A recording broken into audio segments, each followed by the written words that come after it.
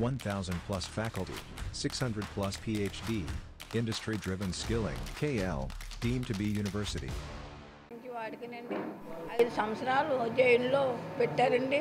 5 సంవత్సరాలు కూడా ఆయన డాటా లేదండి, ఇడిపించరండి. కోర్టుకు వచ్చి సాక్ష్యం చెప్పారండి. అందులోనే పెట్టుకుని ఉన్నారండి. నా కొడుకు అందులోనే మగ్గిపోతున్నాడండి. నా కొడుకు 5 సంవత్సరాలు అయిందండి, జైల్లోనే ఉన్నారండి. జైల్లో పెట్టించారండి. ముఖ్యమంత్రి గారు 5 సంవత్సరాలు మట్టించి కోర్టుకు రమ్మంటే రావట్లేదు, సాక్ష్యం చెప్పమంటే చెప్పట్లేదండి. నా కొడుకు అందులోనే 5 సంవత్సరాలకి ఉన్నారండి. 5 సంవత్సరాలు మట్టించి అందులోనే మగ్గిపోతున్నారండి. రమ్మంటే రారండి, సాక్ష్యం చెప్పరండి. మాకు ఏదో నా కొడుకు విడుదల చేసి మా కుటుంబం ఆదుకుంటారని ముఖ్యమంత్రిని అడుగుతున్నాను. నా కొడుకు జైల్లో ఉండి ఫోన్ చేశారండి. అమ్మ నేను ఇక్కడ దీక్ష చేస్తున్నాను, అన్నయ్య నువ్వు వెళ్ళి విజయవాడలో దీక్ష చేయండి అమ్మ అని చెప్పారండి. నా కొడుకు శ్రీనివాసరావు చేస్తామండి అని వచ్చేది చెప్పినాక మేము వెళ్ళమండి, ఇక్కడే ఉంటామండి, ఇక్కడే చేస్తామండి. నా పేరు జనపల్లి సుబ్బరాజు అండి. నా సోదరుడు జనపల్లి శ్రీనివాసరావు అలియాస్ కోడికత్తి.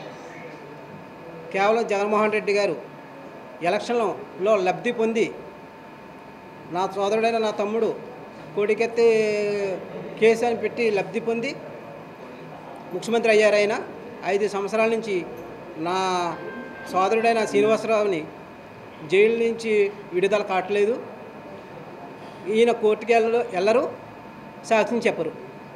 ఒకవేళ మా లాయర్ గారు ఎంత కృషి చేసినా కోర్టులు కూడా మరాయించి జడ్జిలు కూడా న్యాయం జరపాల్సిన జడ్జిలు కూడా చేయట్లేదు. కేవలం ఏంటంటే ఒక దళితుడు అనే వివక్ష కూడా మన రాష్ట్రంలో న్యాయస్థానాలు కూడా చూపించున్నాయి. అలాగని కేవలం మాకు న్యాయం జరగాలి, జగన్మోహన్ రెడ్డి గారు వచ్చి కోర్టుకు వచ్చి సాక్ష్యమైనా చెప్పాలి, లేకపోతే ఎన్ఓసి అయినా ఇచ్చి నా సోదరుడైన శ్రీనివాసరావుని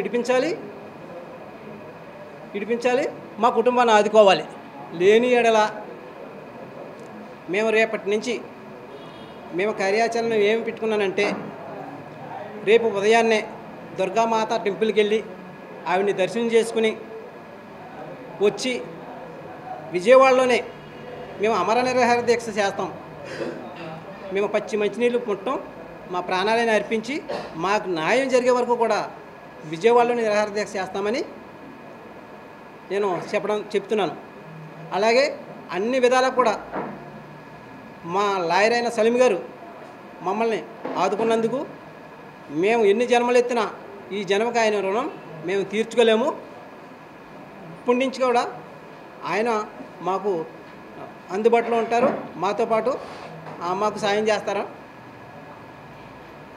కేవలం నా తమ్ముడికి జైల్లో ఏ విధమైన హాని కలిగినా దానికి కారణం జగన్మోహన్ రెడ్డి గారు అవుతారు. మేము మాకు మైనార్టీ సంఘాలు, దళిత సంఘాలు, ప్రజా సంఘాలు కూడా మాకు మద్దతు ఇస్తాయి, మా వెంటనే ఉంటాయి. ఆ బలం మాకుంది. మేము న్యాయం జరిగే వరకు కూడా విజయవాడ వదిలిపెట్టి వెళ్ళము. మేము ప్రాణాలైనా అర్పిస్తాం, పచ్చి మంచినీళ్ళు ముట్టం.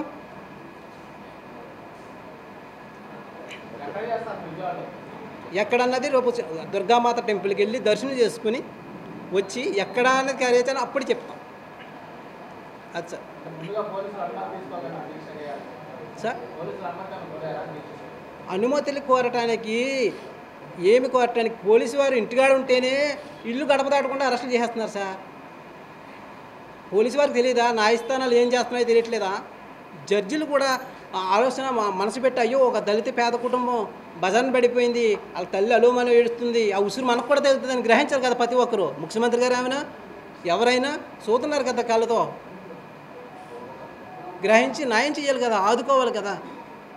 ఏమి న్యాయం చేయట్లేదు, న్యాయం జరిగే చోటేమో జరగట్లేదు. ఆ దళిత వివక్ష అనేది కనబడుతుంది. ఎందుకంటే డబ్బున్న వాడికి పలుకుబడి ఉన్నవాడికి ఒక రాజకీయ ఒకటి, ఏమీ లేని పేదవాడికి ఇది దరిద్రం. ఇది ఈ ప్రభుత్వం ఎన్నోసార్లు విష ప్రయత్నాలు చేస్తాం జగన్ గారిని కలటానికి, ఎన్నో అర్జీలు పెట్టాం. గౌరవపదంగా అమ్మ నాన్న ఫోటో కూడా వేసి లెటర్ పెట్టాను మా గ్రామం వచ్చినప్పుడు. అప్పుడు ఆయన వచ్చేది రేపు వస్తాడంటే ఎలా అరెస్ట్ వారంటూ మమ్మల్ని హౌస్ అరెస్ట్ చేశారు పోలీసులు. అయ్యా ఏంటి దౌర్భాగ్యం అంటే, సుబ్బరాజు మా ఉద్యోగాలు ఎగిరిపోతాయా, మా మీద దయించండి మీరు అంటే, సరే సార్ మీరు ఏదో చిన్న స్థాయి ఉద్యోగస్తులు, సరే మీ మీద గౌరవం చెప్పి వదిలేస్తాం, మాకు న్యాయం ఎప్పుడు జరగాలి అప్పుడే జరుగుద్ది, ఓన్లీ భగవంతుడు ఉన్నాడు అని చెప్పేసి మేము నిర్ణయించుకున్నాం. అందుకే ఆ ఆలోచన విధానంతో మేము ఎవరిని ఇబ్బందులు పెట్టలేదు. కేవలం ఇంకా ఇప్పుడు వాళ్ళు ఇడిచిపెట్టేది లేదు, మాకు న్యాయం జరిగే దాకా కూడా అమర నిరాహార దీక్ష చేయడం ఖాయం.